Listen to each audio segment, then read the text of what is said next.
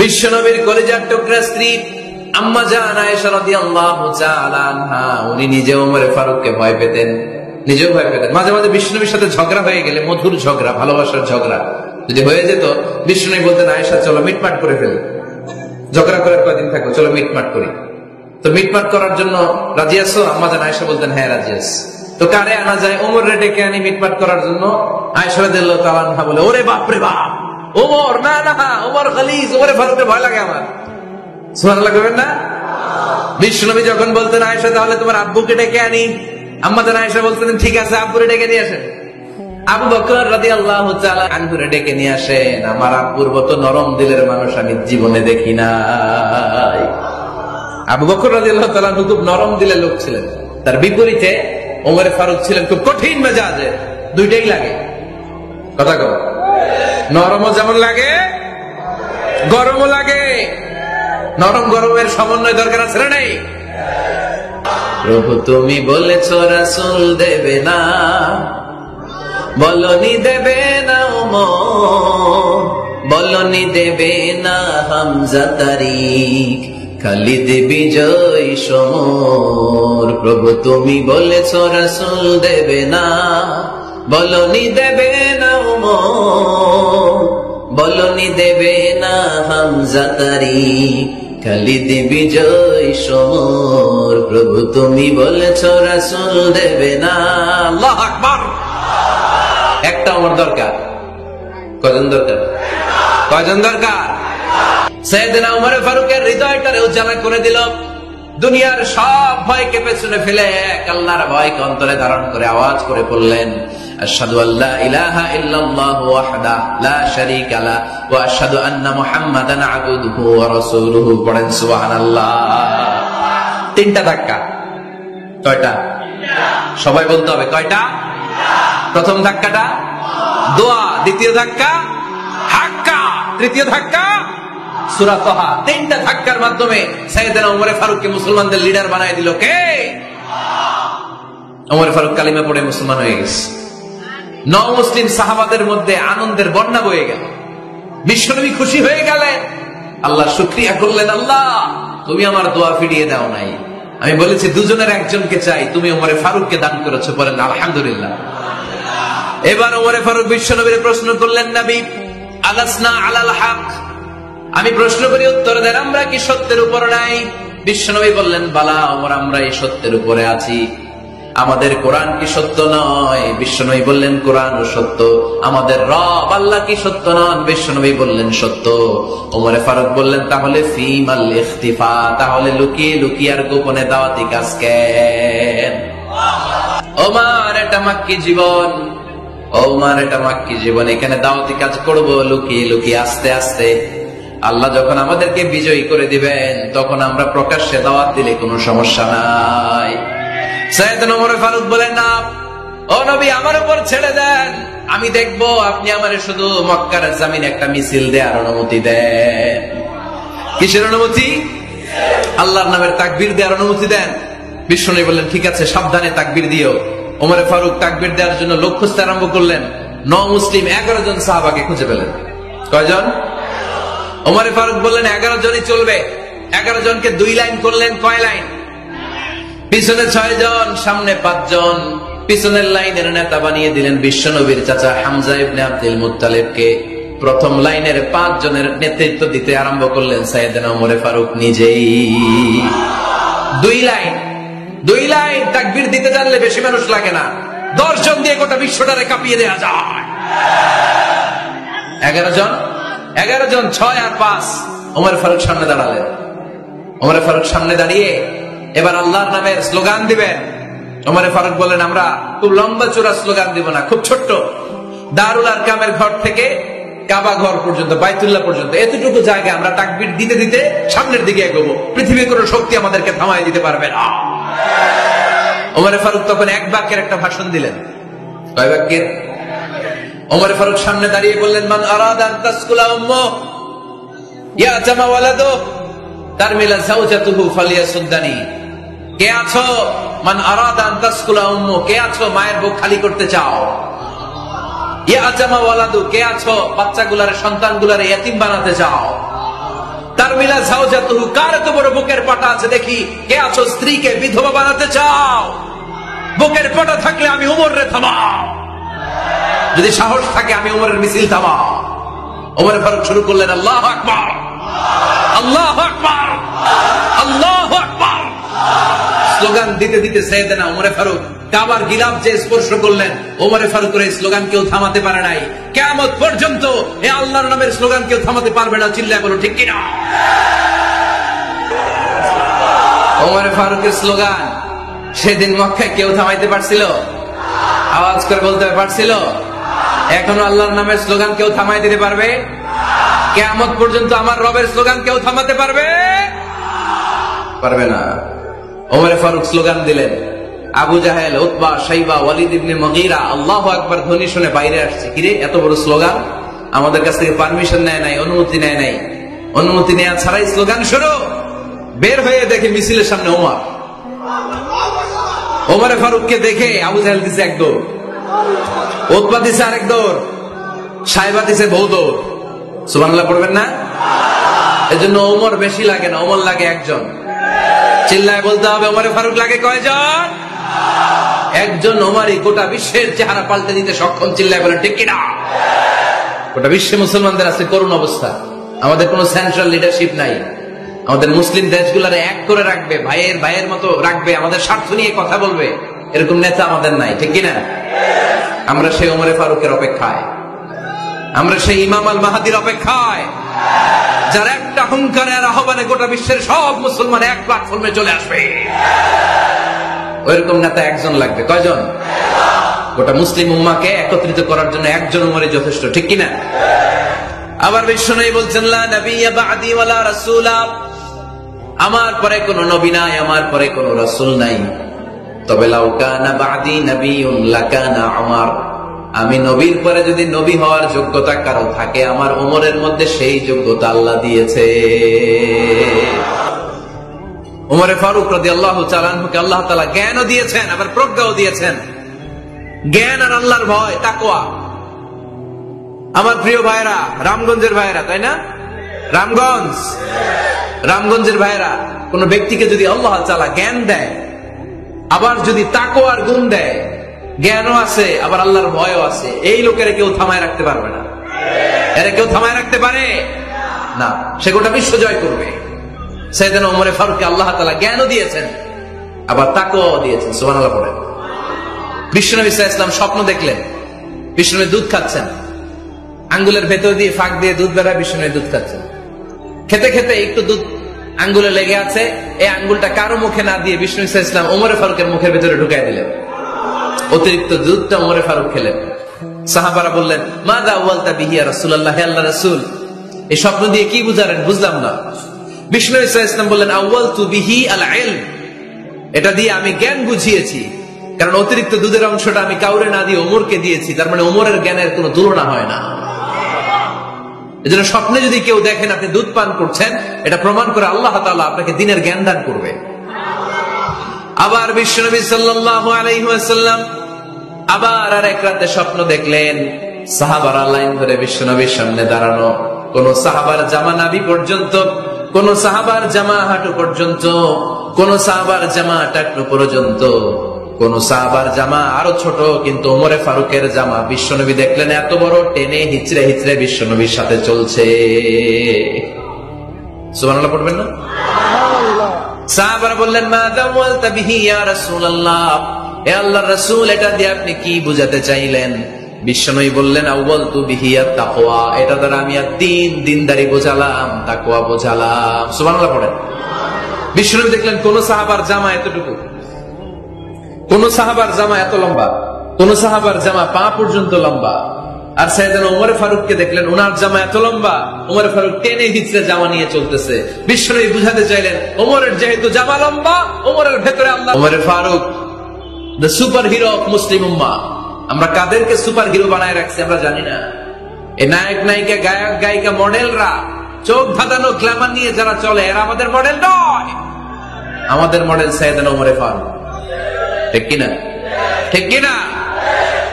ওমর ফারুক মসজিদে নববীর খতিব খুতবা দিচ্ছেন, আপনারা কথা শুনতেছেন? কষ্ট হচ্ছে? মনোযোগ আছে না গেছে? আছে? আচ্ছা, আরো কয়েক মিনিট শুনবেন না? আচ্ছা, ওমর ফারুক রাদিয়াল্লাহু তাআলা আনহু জুমার খুতবা দিচ্ছেন। ওমর ফারুক জুমার খুতবা দিচ্ছেন। কিসের খুতবা?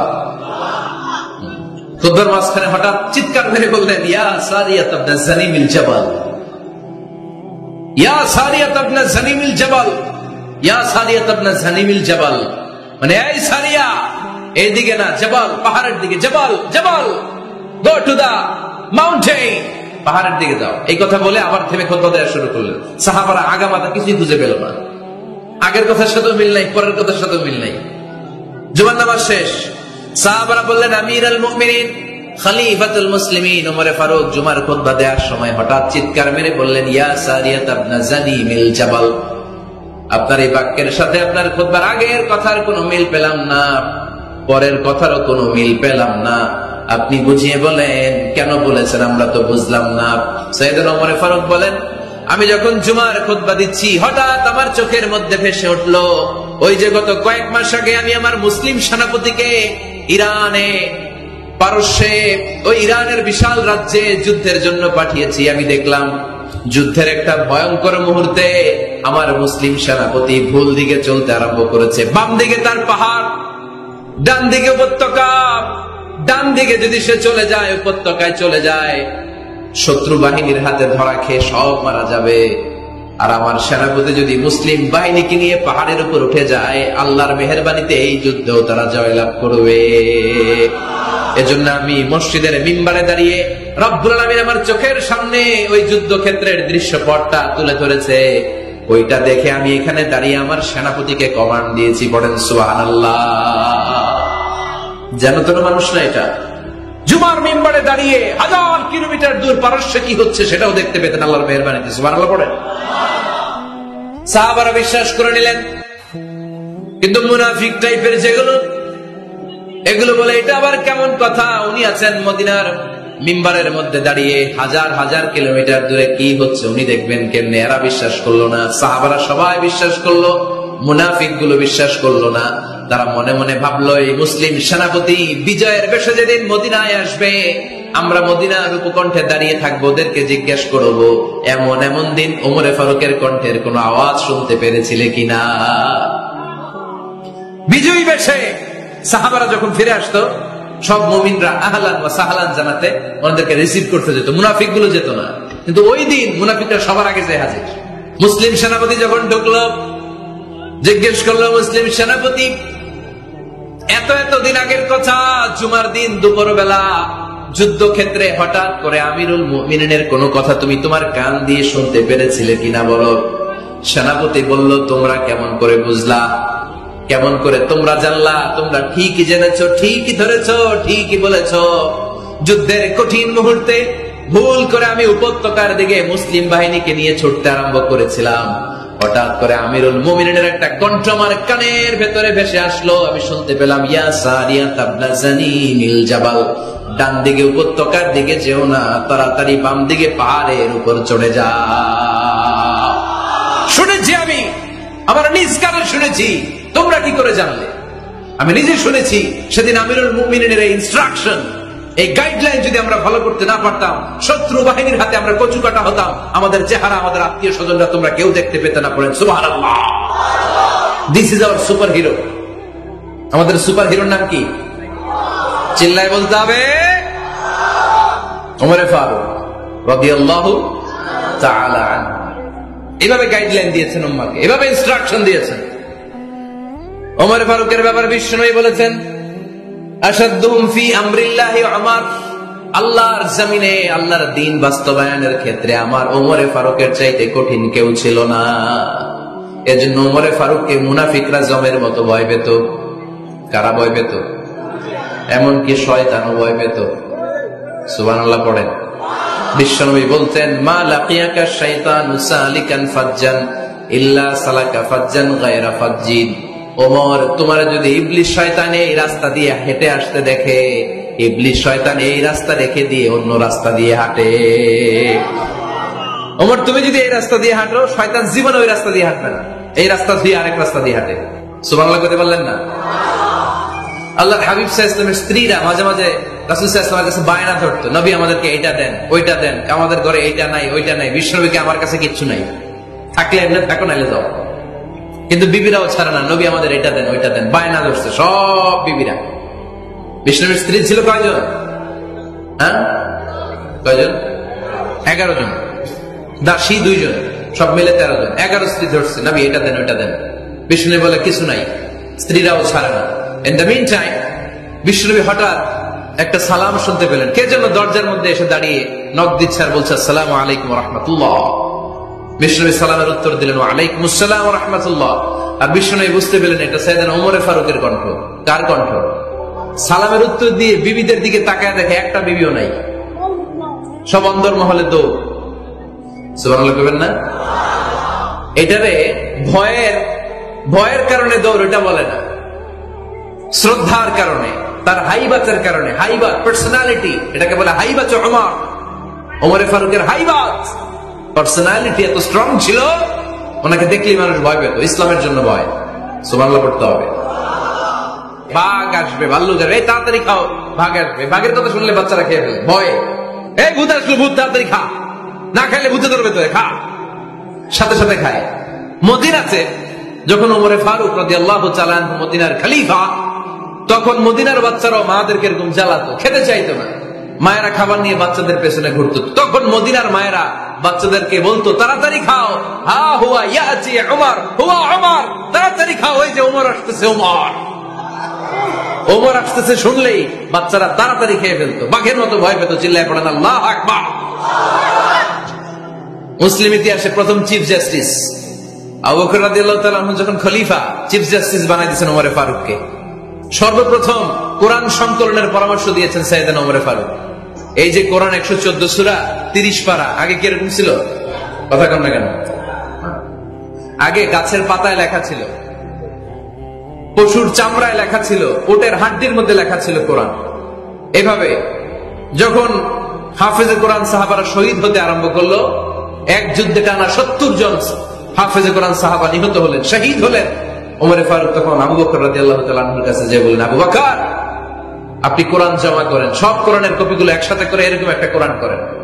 আবু বকর বললেন, না, আমার নবী যেটা করেন আমি এটা করতে পারি না। কিন্তু ওমর ফারুক ছাড়েন, আর এটা করেন, করলে ভালো হবে, গোটা মুসলিম উম্মাহ উপকৃত হবে। বারবার বারবার বারবার সাইয়েদনা আবু বকর রাদিয়াল্লাহু তাআলা আনহুকে এত জোরাজোরি করতেছিলেন, অবশেষে আবু বকর রাদিয়াল্লাহু তাআলা আনহু বললেন, ওমর ফারুকের জোরাজোরিতে এই কাজের জন্য আল্লাহ তাআলা আমার হৃদয়টারে খুলে দিলেন। আল্লাহ আমার হৃদয়ের ভিতরে ইলহাম করে দিলেন। আর আল্লাহ বুঝাতে চাইলেন, আবু বকর ওমরের কথাই শোনো, ওমর যেটা বলে তেমনটাই করো। কারণ ওমর ফারুককে বলা হয় মুহাদ্দিস। কি বলে? সবাই বলেন কি বলে? মুহাদ্দিস না মিয়া? মুহাদ্দিস মানে যে হাদিস বিশারদ, আর মুহাদ্দিস মানে যার মুখ থেকে আল্লাহর কথাগুলো বেরো।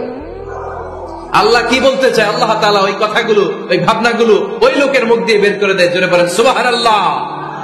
বিশ্বনবী বললেন, লিকুল্লি উম্মাতিন মুহাদ্দিস, সব উম্মতের মধ্যে আল্লাহ তাআলা একজন করে মুহাদ্দিস পাঠায়। আমার উম্মতের মধ্যে মুহাদ্দিস লোকটার নাম হলো ওমর। বিভিন্ন সময়ে ওমর ফারুক যেমনটা ভাবতেন ঠিক তেমন তেমন কোরআনের আয়াত পাঠিয়েছে কে? মদিনার সবচেয়ে বড় মুনাফিকের নাম হচ্ছে আব্দুল্লাহ ইবনে উবাই ইবনে সালুল। নাম শুনছেন? মুনাফিক চিনেন তো আপনারা? ভিতরে এক বাইরে আরেক, তার নাম সর্দার হচ্ছে আব্দুল্লাহ ইবনে উবাই ইবনে সালুল। ইন্তেকালের পরে তার ছেলে আব্দুল্লাহ এসে বলে, ইয়া রাসূলুল্লাহ, চমৎকার ঘটনা, মনোযোগ দিয়ে শুনে। ইয়া রাসূলুল্লাহ, আমার আব্বা আব্দুল্লাহ ইবনে উবাই ইবনে সালুল মুনাফিকদের লিডার, আপনিও জানেন আমিও জানি, কিন্তু আমার তো বাবা, আমার কি, আমার তো মায়া লাগে। ইয়া রাসূলুল্লাহ, আমার আব্বা ইন্তেকাল করেছে, আপনার গায়ের একটা জামা খুলে দেন। কি খুলে দেন? এই জামাটা দিয়ে আমার বাবারে দাফন দেব, আর আপনি যে আমার বাবার জানাজা নামাজের ইমামতি করবেন, আসেন। ওমর ফারুক বললেন, না, আপনি যাবেন না। বিশ্বনবী দয়ার নবী, মায়ার নবী, রহমতের নবী, মায়া লেগে গেছে। আব্দুল্লাহ চোখের পানি দেখে যেতে আরম্ভ করলেন। ওমর ফারুক বললেন, খবরদার, নবী যাবেন না।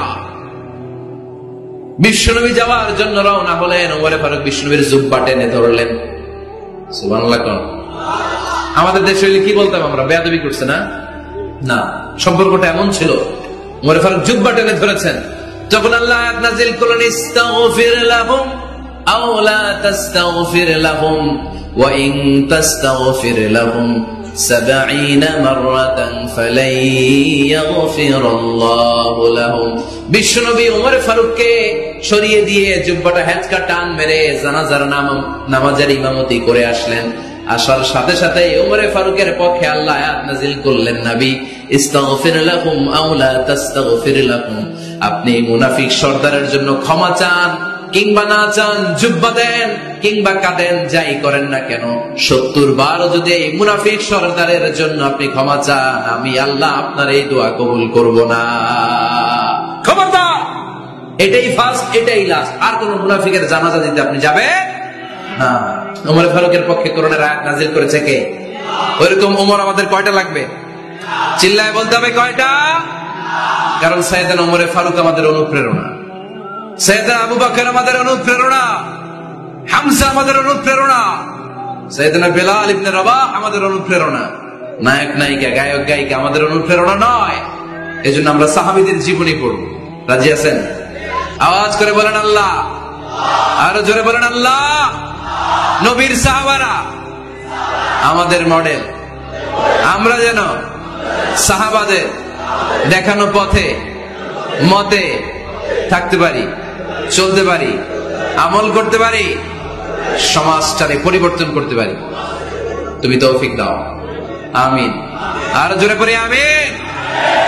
আমরা যখন সাহাবাদের জীবনী পড়ি, ওমর ফারুকের জীবনীতে এরকম অসাধারণ অনেক অনুপ্রেরণা আপনি খুঁজে পাবেন। সাইয়েদনা আবু বকরের জীবনী থেকে অনেক অনুপ্রেরণা আপনি খুঁজে পাবেন।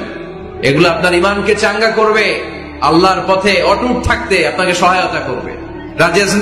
আল্লাহ ইলাহা ইল্লাল্লাহ ওয়া আশহাদু আন্না মুহাম্মাদান আবদুহু ওয়া রাসূলুহু, আমি সাক্ষ্য দিলাম আল্লাহ এক, অদ্বিতীয়, আল্লাহ ছাড়া কোনো ইলাহা নাই, নিশ্চয় আপনি মুহাম্মদ আল্লাহর বান্দা এবং রাসূল। সুবহানাল্লাহ পড়েন। এই কালমা শাহাদাতের ভেতরে আল্লাহর কথা, আমার নবীর কথা ঢুকিয়ে দিয়েছে কে?